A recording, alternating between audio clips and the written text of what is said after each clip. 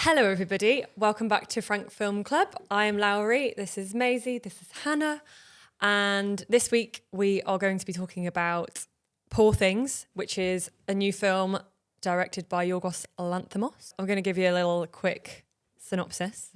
So, brought back to life by an unorthodox scientist, a young woman runs off with a lawyer on a whirlwind adventure across the continents.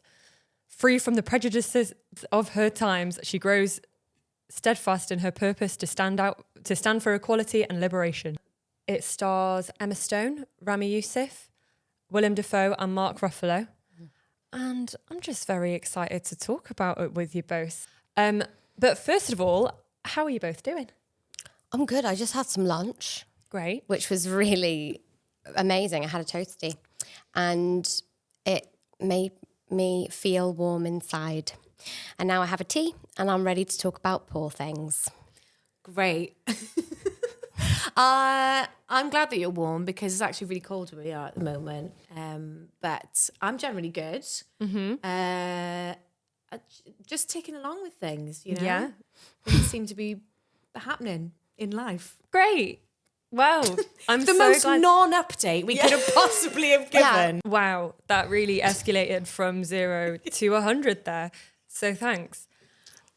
Moving swiftly on to Poor Things, which I'm so excited to talk about. We've started weird. We'll carry on. It's Yorgos Lanthimos week. I mean, Yeah. What else were we It's going to do? strange. What else have I been doing? Yeah. No. So, Poor Things. I don't know if you know, but it's based on a book of the same name by a Scottish author called Alasdair Gray. But it was adapted for screen by Tony McNamara. Don't know if I'm saying his name right. Who's an Australian writer who was a writer on The Favourite. He wrote Cruella as well. So he's like worked with Yorgos and Emma Stone multiple times before. But yeah, what did you think? What are your initial thoughts?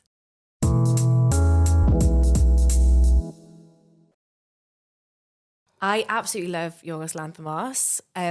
I loved Killing of a Sacred Deer. What was the Greek film that he did before? Dogtooth. Yeah, Dogtooth. Dogtooth if you're Welsh. I just absolutely love all his films, and I feel like the more budget he's being given, the more he's stepping up, rather than sometimes you can see these really quirky directors who've got like a special stamp and they kind of fall down a little bit when they get given a bit of budget. But oh my God, he just keeps on leveling up. And Poor Things for me is probably just in a different way, but I absolutely loved it. It's such a perfect mix of all different elements of storytelling, meaning, message, casting, production design, costume. Everything just works so beautifully together for me, and I adore this film. Yeah, I've got to say the same. I think the visuals really like sealed this as one of my favorite films of recent times.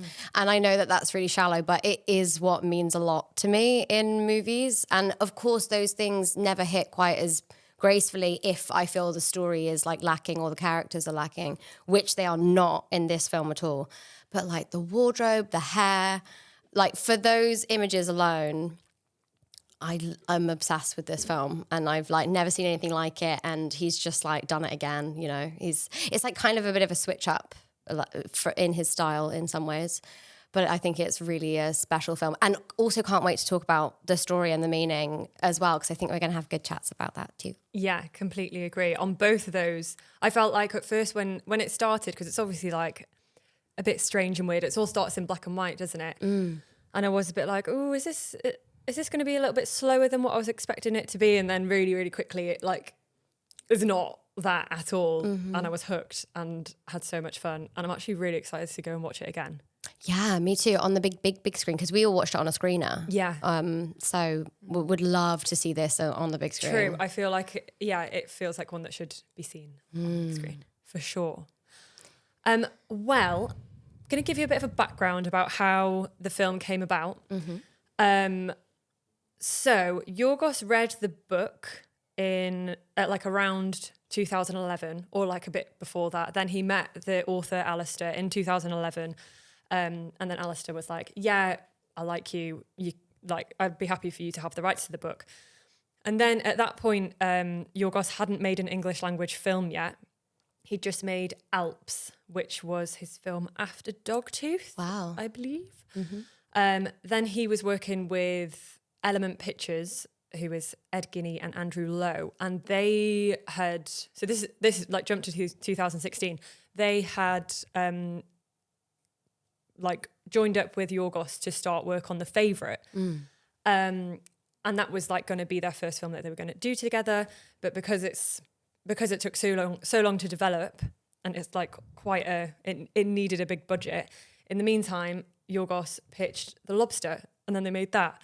And then The Favourite still didn't take off because of schedule. I think like Olivia Colman and Emma Stone were like, it didn't work out scheduling wise. So then he pitched Killing of a Sacred Deer, and they made that in the meantime. And then they finally got to The Favourite. That obviously did amazing. And then because that did so well, he was able to get the bigger budget and then make Poor Things. And then Poor Things was kind of like always in the background throughout all of those other films, which I think is really cool. That like, I bet that happens quite often, that people like a filmmaker will have that aim and do all these other things, which will eventually make that massive thing happen. That's so cool and kind of funny, because I was like, this film feels like it's really switching it up for him, but actually this is like a movie that he's wanted to make for so long. So, but cool that it's made finally, and nice that it kind of took this long, because he got the budget and he spent it well, and it does look really wicked. And maybe it would have been kind of a different vibe if he had made it earlier in his career. Well, maybe that's also why everything feels so together, even though everything's so fantastical. Because for me, obviously, as you know, I find it quite hard to be sucked into a world that is quite fantastical and not really easily placed. I like to really understand who things are and where things come from. But this maybe feels different for me because it was so well developed. Maybe he had such a long time to think about all these different elements and all the detail in them that it needed all of that time. What was the budget? Can I get some guesses? Ooh. Oh, God. 25? 60. 35 million. Yeah. And I've also did a bit of research on his previous films' budgets as well. Yeah. Because I was like, I just wanted to see how he had leveled up every time. Can we do some guesses on The Favourite? 25. 20. 15. Wow. So he really did level up there. And I couldn't find Killing of a Sacred Deer, but The Lobster was 4 million. Wow. And then Dogtooth was 250,000 euro. Cool. Wow. Like, yeah. Love it. So he's really has like leveled up, which I think is really cool. And I think that he has done it, like not only has he leveled up in budget, like you say, he makes the most of the budget that he has. Yeah. It's just an incredible storyteller. It feels like, so when we were talking about Everything Everywhere All at Once on our previous series, if you haven't watched that episode, then go ahead and watch it now. But in that, we were talking about stretching a small budget to do really crazy visual effects, and the way that the Daniels kind of just chose, instead of trying to make everything photorealistic, they just chose to make everything kind of heightened and like crazy, because they could do it for cheaper, and it just embrace the way that is, because there's nothing worse than seeing a budget not quite stretched to cater for the visual effects that it needs to like tell the story. And there's so many parts of this film that are obviously green screened or like, obviously propped. Oh, well, that's what it feels like anyway. But because there's this style to it that's like future, I don't know, there's this style to it that looks... You have to just say now. Well, yeah, so I'd also presumed that so much of it is green screen. Yeah. It's not. So first of all, the studios, they were shot this in the biggest studio in Budapest. And so their actual location, like they built, when they go to Lisbon, they built all... it's all set. It's all set, and you could walk like from a room into the street, out into another building, like Like all fully- painted? on. Or So they're LED? all painted, and then LED screens they use instead of green Wow. screens. It Wow. was usually so like the sea when they're on the boat. That's LED screens, which I never knew. Love. I never knew that was a thing. I did a shoot recently and they had LED with, what do you call that software? Unreal Engine. And they make worlds and then put it on the LED screen so that So the cool. actors are in They're in the it. space and they can see what, Yeah, It's amazing. mad. Wow. Oh my god, I would love to like for. I think that's like must be the most fun way to do it. Yeah. Really cool. So yeah, what were you gonna say? Well, I guess then what I would pivot and say, what I was trying to say is like rather than building a photorealistic world where the sea is water and the, whatever, like he's embraced this new style to create these sets where the lights are impossibly bright and the skies are impossibly pink and I don't know, just instead of trying to make it look like what it's like when you look with your eyes, which is so hard to imitate and recreate, like he's just created something brand new. And I think that's cool. Yeah. And the way that he seems to work with all of his HODs is like he'll give them a reference. Like, so there was 2 production designers on it, one that focused on the big sets, and then the other one was doing more like the decorations inside it. And for both of them, they'd had various references, but one of the main reference that they refer to was a Hieronymus Bosch painting. And they like, if they were like, oh, don't know what he's thinking, they would like always look back to this one painting. And I didn't really know much of Bosch's work until looking at this, and then I was like, oh yeah, you can totally see that. And then the costume designer, her reference that she was given by Yorgos was a pair of inflatable trousers, and that was it. And then she went away and found all sorts after that, and yeah, Love. really cool. And I think he then just like lets them go away and do it. Even with the writer, he was like, you just go adapt it. The writer Tony was like, came to Yorgos one day and was like, I'm really struggling. Like, I don't really, this is really hard. This bit's really hard. And Yorgos is just like, just keep going. It's going to be worth it. And he just like really gives them the freedom. And it obviously just works that he just gives them that like autonomy. Yeah. It's like, over their own role. And yeah, I just think it's incredible. Really I think by the sounds of that, that's how he works with actors as well, that he gives them really minimal direction or minimal things to go off and helps them find it their own way with the way that he directs. Is that? I think so. Well? Yeah, because they do a month prep.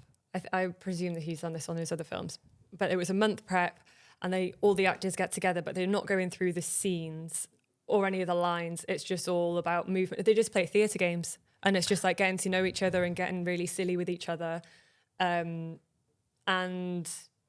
yeah. So then by the time that they come to set, they're just like really comfortable and can be ridiculous.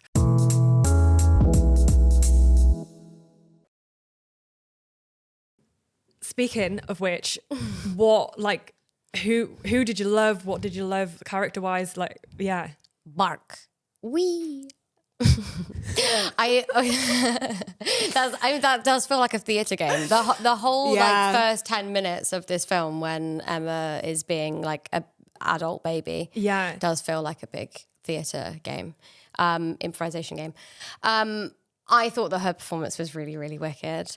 At the beginning, I was like really struggling to get on board, and I'm a huge fan of Emma's work, and I always have been. And there's every single thing she's done, I've really loved. And then when I sat down to watch it, and I was like, oh my God, do I not love it? You know, I was like panicking a little bit that I wasn't going to love it. But it's just something you kind of have to break through. Like, it is just a quirk of the film, and like you have to just get on board with it. And I felt as soon as I mean, it passed after only a couple of minutes. And then I just, found her so entertaining. And I mean, all of the characters, actually. I thought Mark Ruffulo's accent was questionable. But I thought it was so... I as soon as he started talking, I was like, oh, no. And then I was like, oh my God, I love it. Yeah. Because he is kind of... I don't know, sleazy and a bit of a caricature anyways. Yeah, I don't know. Yeah. I struggled with it, but Tell me. I was really intrigued why the whole lead cast was American and not British, when this is like a very heightened version of like Willem Dafoe London. is Scottish. Yeah. Emma Stone is from London. Mark Ruffalo is this British accent. Oh, I see. Yeah, that the actors were. Yeah. Yeah. Oh, yeah. Basically, I know one of the casting associates, and I asked her, was there like a reason why all of the actors were American? Is it because Yorgos Lanthimos is trying to do this like thing about Britain being like this heightened version of like people pretending to be British? And but anyway, she didn't reply.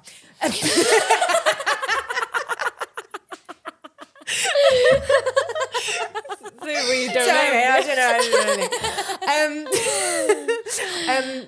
But what I was going to say was, sorry. What I was going to say was, I also felt the same way about Emma Stone. But even from the trailer, I was like, oh, I don't know, because I'm not really into older actors playing. I think it's so easy to get wrong. Older actors playing like very young or, you know, that kind of demeanor. But it wasn't until I completely got swept away with the performance. It wasn't until, though, I saw Margaret Qualley trying to do a very similar character towards the end that I was like, Emma Stone is incredible what she's done with that performance, because Margaret Qualley's amazing. But if we had watched a whole film of Margaret Qualley trying to be this young brained woman, it would have been so awkward and uncomfortable, even though she's great. Yeah. So, yeah. Yeah, That's she really so went true. there. Yeah, I felt completely the same in that first bit and I think it might be something to do with like maybe at the start she's not as good, and it does actually get better because she broke the character down into 5 different stages, being I think like based on age, and it's like maybe she did just struggle with that really really young Baby part of it, which like of course you would, because like you say, it's like how does any adult do that and look normal? It's not normal, but then it just but I was also a bit like, I don't know how I feel about this, and then was relieved when I was like, no, it works now. Yeah. I think at like one point, Ramy Youssef's character, whose name I'm gonna forget. Oh.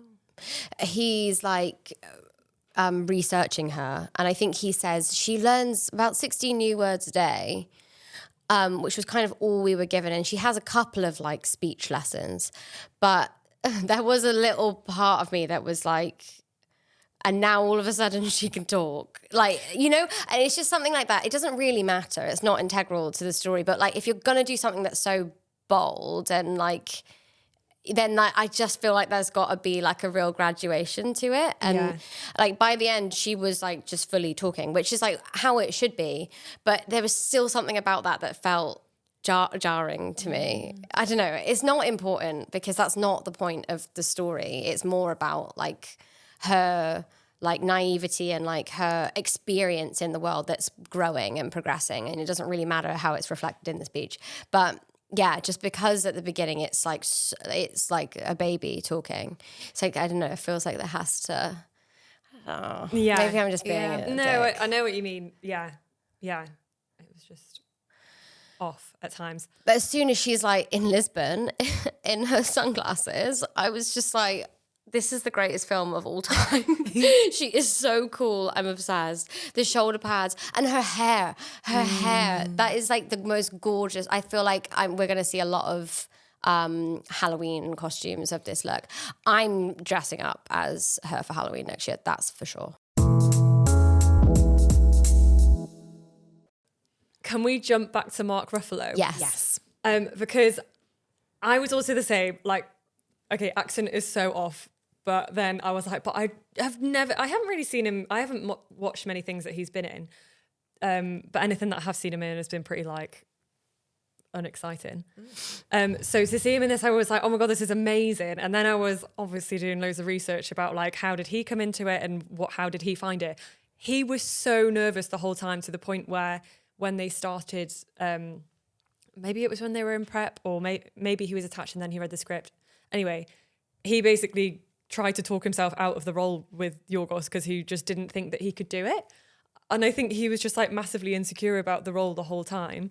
and like knew that he wasn't getting the accent right, and like was just like quite embarrassed. And then when they were in prep for that month, Oscar Isaacs was also shooting something in the same studio, and there was like an ongoing joke that the plan was to get Oscar Isaacs in to take Mark's place because he was like just doing really badly. And yeah, bless him, he just like was really nervous. But his performance isn't self-conscious. So did he? No. Did he feel that? I guess so. I think like in between some takes, he'd like be doing it as he does, and then it would finish, and then he'd be like, "Oh my god," I'm like, "Whoa." So yeah, yeah. Which I think is so bizarre. I thought he was so good. I was just going to say, there's another performance in this as well that was really surprising, because I've not seen Mark Ruffalo do anything like this before, and I loved seeing him like that. But the guy that plays her original, Chris Abbott. Yes. I've never seen him do a role like that before, and Yeah. I thought he was brilliant. Agreed. Yeah. Yeah. I was like, why do I know him? Girls. Girls. Yeah. Yeah, he was really good. Yeah. Really liked that. Also loved Catherine Hunter Yeah, same. at the brothel, the owner of the brothel. Yeah, so good. Oh my God, she was incredible. Harry Potter. Oh yeah, Yeah. the last one. No. Oh. Like the 5th. Oh, I'm not a super fan. Can I say, I really feel for Mark Ruffalo, having heard that story, but I think that that's all I can see when I'm watching You really his weren't a fan performance. of it. You No, really- I yeah. think I really was like, even he like is absolutely hating every word coming out of his mouth. Wow, that's so interesting that you saw that and you are an actor, and like I didn't see that at all. Yeah, it's just like it was so distracting in a way. Wait, what did I just say? This is just like, but this is so interesting hearing that you both loved it, because that's great. That's perfect. That gives me hope that when I'm doing an accent and absolutely bombing, and every single time I say a word, I'm just like, oh my God, Maisie, shut the fuck up. That it can still be entertaining. But I just think that I was just like, the accent is wrong, obviously, and that's fine. I get the character, great. So then it feels like it's like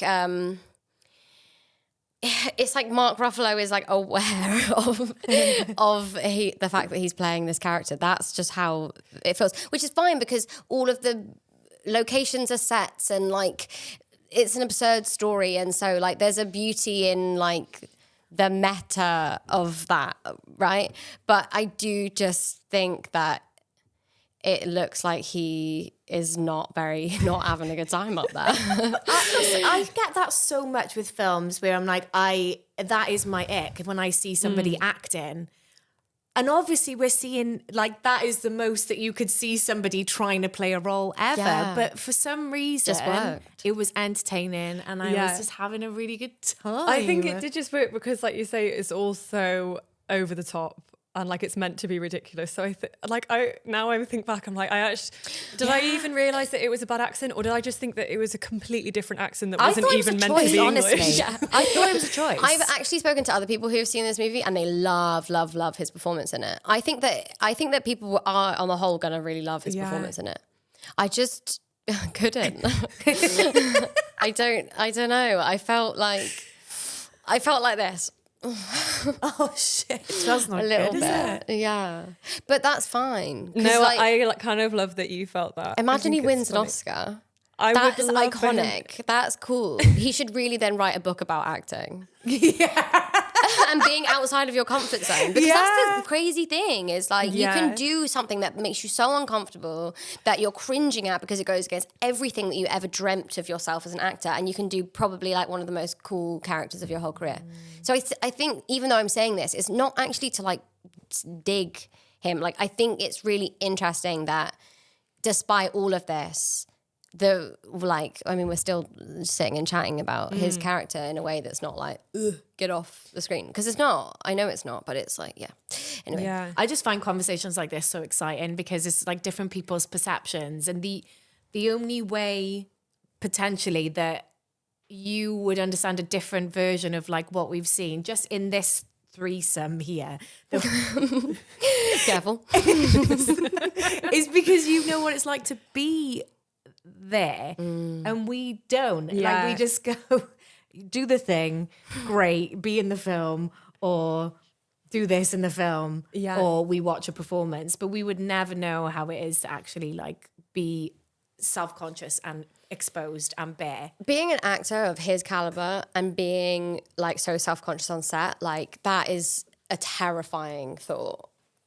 And like, I think one that happens to so many actors. People always talk about like the more that they do, the more self-conscious and nervous they get before they start a job. But I really, really feel inspired by the fact that you two both like love it. That's cool.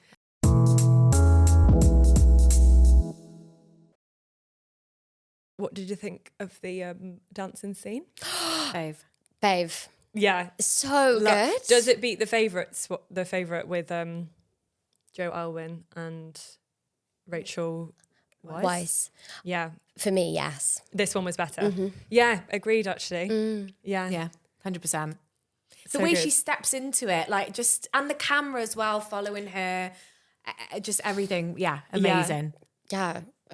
Just like a real favorite scene. I used to my favorite dance scene from a movie. Actually, I don't know if I want to say it's my favorite, but the one that sticks with me a lot is in Ex Machina when Eva and the guy are like dancing together to like the disco music.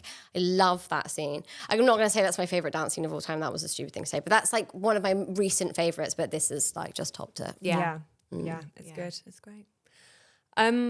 Okay, so do you two, like, obviously this film is like very heavily about sex, which I had no idea about from watching the trailer. Neither. Do you think that it portrays a woman who has autonomy over her body or over her sexuality? The big cues. Yeah, I was like, or what did you just feel? Did you think much about the sex? I thought a lot about the sex. I mean, it was I was right thinking there. for days. I don't know. When we first start seeing, so that's when it goes into colour, right? When she first has sex. Oh, I hadn't noticed. I thought it was just when she gets Lisbon. God, I actually, that's like a very different time. You know what? Don't know. I'm pretty sure Yeah. it's when she first has sex. That makes sense. Yeah. Her world is now in colour. When she goes away. So we're both right. They go away, and then that's when she has sex for the first time, I think, in that room with the four-poster bed. Right. Yeah, she hasn't had sex before that point, but she's touched herself at the table. Before that. With an apple, though. With herself. With an apple, by the way. With an apple. Yeah. Yes. Interesting. I don't. Interesting apparatus. Apparatus. I'm pretty sure that's when it goes into colour, but I might be wrong. When she's at the table? No, when she has sex. No, I think when she was at her own house, there was some colour. When she was at Willem Dafoe's house. Actual Willem Dafoe. Well, Anyway. I found it quite jarring to start that she's playing this childlike character and it's very sexualized. Yeah. When all we've seen of her is her being very infantile. But obviously there is a reason behind that with how she progresses through the film, and that it's the fact that she's becoming a woman or whatever. But yeah, I wasn't expecting it, but I loved it by the end, but I didn't like it initially. Yeah. It's a really strong point that, like, it's like a bit fucked up. It's a baby's brain in a woman's body, and then I mean, I'm presuming that we're like, okay, the brain just like developed really quick, but it is in a way like it's a bit weird. This, you're putting Emma Stone in that position, but she is infantilized, and it's just the hands that something like this can get into. But however, if we could live in a world where you could make something like this, because it's like, it is a really interesting take on like this young woman, baby lady. Yeah. But it's such a, I mean, that's the sort of thing that Yorgos Lanthimos is like really good at doing. And I think that he like really towed the line and like did it in a good way, I think.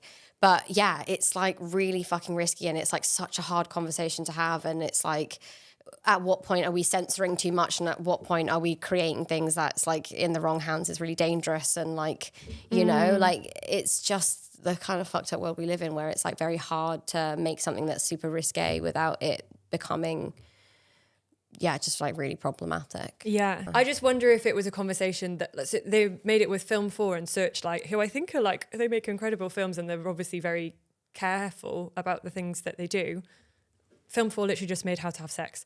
Like they're very like progressive. But I just hope that was a conversation that was had, and I wonder what was said. Yeah, to be a fly on the wall. The thing that because I found it jarring, because I think just a few scenes before, when Mark Ruffalo's character is speaking to her in the wardrobe, and she's like in her child bedroom, and it's being predatory to take her away. She's still very childlike when she's in that cupboard in her child's bedroom. They've hidden away in her cupboard. He's taken away from her carer. And then it wasn't that long after that they were having this rampant sex. And it was like, this is about her becoming a woman and having her autonomy over her body to like explore sexuality. But it felt predatory the way that she was taken away from the house because she didn't understand it. So it like dances that line of like, she's exploring herself and he's I think both of those things are true. I don't think he's not predatory, and I don't think she's not got autonomy. Yeah. Well, yeah, because I suppose as it progresses, like then she does fully have autonomy. Yeah, I think to answer your question, I think yes. Yeah. But By the end. By the end. Yeah. Oh, for sure. Yeah. By the end.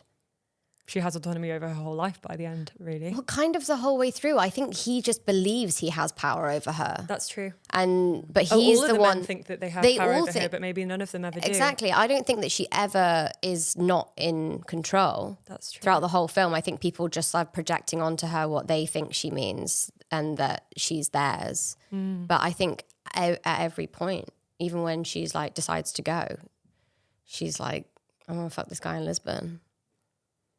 See ya. And she does. Yeah. And then he's all like, I've got her forever. But he doesn't. It's just his warped view of her. Hey, I'm liking this film more and more and more. Yeah.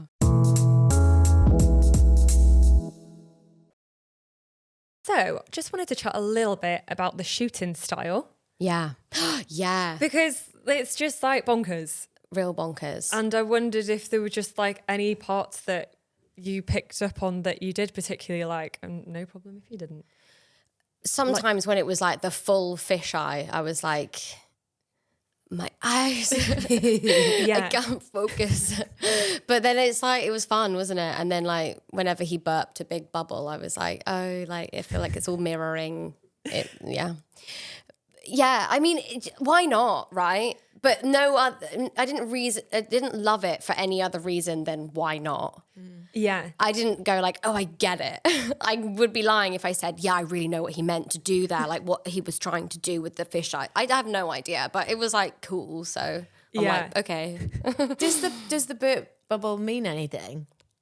I don't know if it's a thing from the book or something, but it's just because it's like the fisheye, and then he would like also burp a bubble that I was like, I feel like there's this. I see a circle in the frame. I see that the frame is now a circle. I'm putting two and two together. Because I'm a genius. But yeah, I mean, and the circle of her sleeves. It's all linked. And the apple. Like, it must be linked somehow. But I would just be like completely making it up on the spot if I told you why. Yeah, no, I feel like I love all like the mad different things that he does, but agree that I don't know why. I wouldn't know why. I wouldn't also, if like I was starting to try research bits of it and I was like, I don't know what any of this means.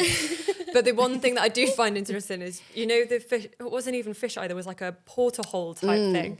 And that was something that apparently he'd bring out whenever he like felt that like the scene wasn't, they could just get more out of the scene than like the porter hole. It was like a 4 mil something would come out.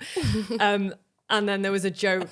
There was a joke on set that if the actors just like weren't doing very well, then it would be like, let's get the 4 mil out. Oh God, Mark Ruffulo's on. Shit. Oscar Isaac, just get him in. But yeah. That's so funny. What a good technique. Yeah. So, to kind of finish us off here, I went on Letterboxd to look at some of the reviews.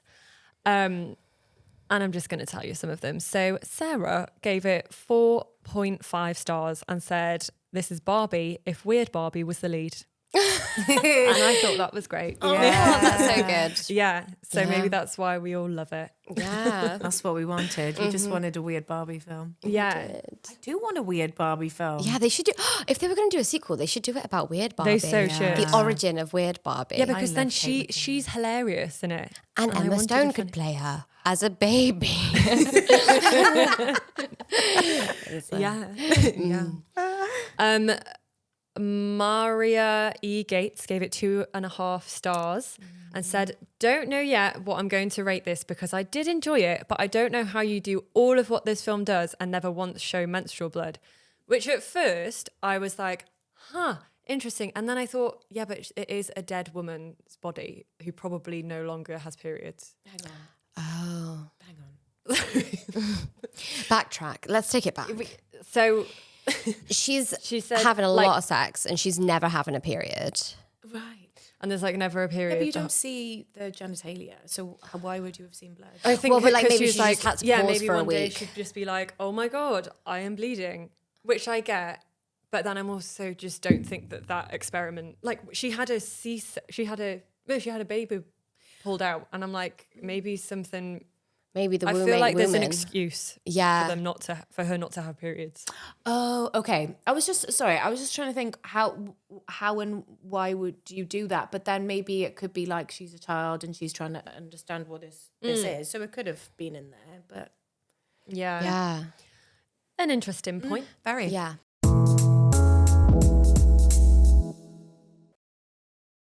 Any last thoughts? Any final thoughts on Poor Things? I want that wardrobe. I want that wardrobe all day, every day. And I want that hair too. Yeah, I want that bedroom and house and all the sets. I just and the sex.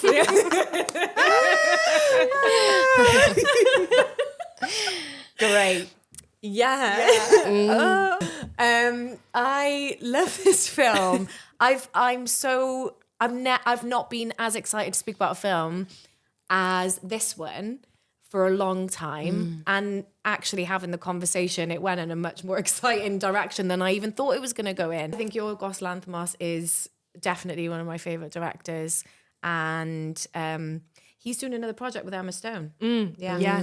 It's already shot. I think it's in post. Yeah. Do you know anything about it? No, just that. Oh yeah, Emma Stone was a producer on this as well, by the way. You might have already known that. And so, sure. Bravo. Go her. Yeah. Well, I'm excited to see that, whatever it is. Yeah. Nice. Yeah. Great. Well, this has been great. Fabulous. Yeah. Same time next week. Thank you. This was lovely. Next week, we will be back with more Frank Film Club.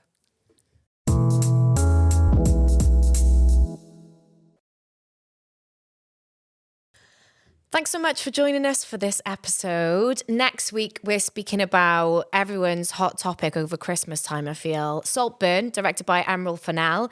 You can go and watch it on Amazon Prime, so make sure you go and do that. Enjoy the hell out of it, and then come back here and we will chat about it next week. Thank you so much for watching this video. I hope that you enjoyed. If you did enjoy, then please like and subscribe this channel and video. And let us know what you thought about the film as well in the comments. We'd love to know if you loved it, if you hated it. Yeah, tell us what you think.